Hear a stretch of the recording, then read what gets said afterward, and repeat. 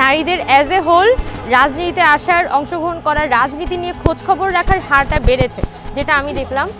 তো আমার মনে হয় যে আজকে হোক বা কালকে হোক নারীরা কিন্তু কমিউনিটি আকারে এখানে আসবে। আমাদের কাজটা হচ্ছে এটা ধরে রাখা এবং নিজেদের পজিশনগুলো ধরে রাখা এবং মেয়েদেরকে ইনফ্লুয়েন্স করা যে আপনারা আসেন, এই জায়গাটাকে আরও বেশি, এখানে এই জায়গাটা ময়লাটাকে পরিষ্কার করতে হবে না। আপনার ঘরটা ময়লা হলে আপনি তো থাকতে হবে ঘরটাতে, তো ওইটা কী করতে হয়, ওইটা পরিষ্কার করতে হয়, পরিষ্কার করে হচ্ছে বসবাসযোগ্য করতে হয়। তো রাজনীতিও সেই অবস্থা। আওয়ামী লীগ 15 বছরে এই রাজনীতির যে ঘরটা সেটাকে সম্পূর্ণ দূষিত করে গেছে, এটাকে আসলে ঝাড়ু দিয়ে পরিষ্কার করা দরকার আছে। তো আমরা সবাই আছি কোনো না কোনো ফর্মে। আমাদের কিছু ভাই বোন হয়তো এনসিপিতে গিয়েছেন, তারা দল করছেন। আমি যেহেতু মনে করছি এই মুহূর্তে আমার দলে যাওয়াটা উপযুক্ত সময় না, তাই আমি হচ্ছে এই প্ল্যাটফর্মে আছি। তবে ইনশাল্লাহ সামনে কোনো না কোনো সময় আমিও রাজনীতিতে যুক্ত হব। বাংলাদেশের মধ্যে আমি রিসেন্টলি বলছি, আমি ইলা মিত্রের কথা বলতে পারি। তেভাগা আন্দোলন থেকে আমি তার ব্যাপারে কিছুটা পড়েছি। ইলা মিত্র যেভাবে তেভাগা আন্দোলন থেকে শুরু করে দেশভাগ সব কিছুর সাথে যেভাবে জড়িত ছিল, পরবর্তীতে উনি জেলে ছিলেন, দিনের পর দিন নির্যাতিত হয়েছেন।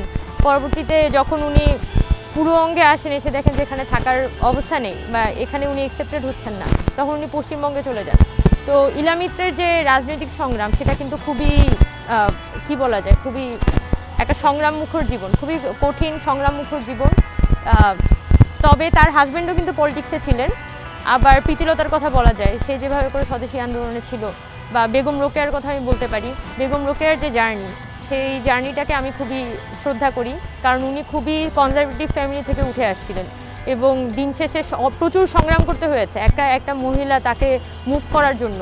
এরকম একটা কনজারভেটিভ সোসাইটিতে তার প্রচুর সংগ্রাম করতে হয়েছে, সেই জন্য আমি বেগম রোকেয়াকে অনেক শ্রদ্ধা করি। আর পলিটিশিয়ানদের মধ্যে যদি বলেন, এখনও পর্যন্ত আমার খুব 80 বা 90 দশকের পরে, বিশেষ করে শেখ হাসিনা যেভাবে করে কালার্ড হয়েছেন বা উনি যা যা করেছেন এই দেশের সাথে, কেউ তো আসলে ওনাকে আইডল হিসেবে মানার সাহস করবে না। আমি তবে শেষ পর্যন্ত যে বেগম খালেদা জিয়া উনি গত 15 বছরে যেভাবে সাহস দেখিয়েছেন, বিশেষ করে আমার 2014-15 সালের কথা মনে আছে, যখন ওনার ছেলে কোকো মারা গিয়েছিলেন। আমরা খুব ছোট ছিলাম, ক্লাস 9-10-এ পড়তাম, তখন ওনার ছেলে মারা গিয়েছিলেন কোকো। তখন তার কিন্তু বিশাল একটা ভাঙনের মধ্যে যেতে হয়, তারপর তার জেল হয়ে যায়, জেল হওয়ার পর অসুস্থ হতে থাকেন। অ্যান্ড শি ফট রিয়েলি হার্ড। অ্যান্ড আমি মনে করি যে বেগম খালেদা জিয়া একটা খুবই বড় মাপের আইডল। যেহেতু উনি জীবিত আছেন তাই ওনার কথা সবাই স্বীকার করতে চান না, কিন্তু আপনি যদি বাংলাদেশের ইতিহাসের ধারায় দেখেন, হয়তো উনি পারিবারিকভাবেই রাজনীতিতে এসেছেন, বাট বিএনপিকে as a political party uphold করার পিছনে বেগম খালেদা জিয়ার একটা বড় অবদান আছে। সেই জন্য আমি মনে করি যে বর্তমান যারা মেয়েরা আছে তারা কিন্তু বেগম খালেদা জিয়া থেকে শেখা উচিত যে কীভাবে আসলে একই সাথে ফিমেল ফ্যামিলিটি ফ্যামিলি এই সব কিছুকে উনি ধরে রেখেছিলেন এবং একই সাথে উনি পলিটিক্যাল লিডারশিপ ব্যাপারেও খুব ভালো ছিলেন। এটাই আর কি। 80 বা 90 দশকের পরে, বিশেষ করে শেখ হাসিনা যেভাবে করে কালার্ড হয়েছেন বা উনি যা যা করেছেন এই দেশের সাথে, কেউ তো আসলে ওনাকে আইডল হিসেবে মানার সাহস করবে না।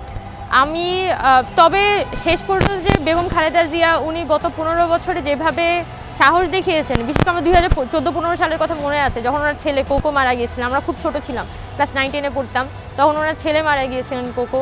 তখন তার কিন্তু বিশাল একটা ভাঙনের মধ্যে যেতে হয়, তারপর তার জেল হয়ে যায়, জেল হওয়ার পর অসুস্থ হতে থাকেন।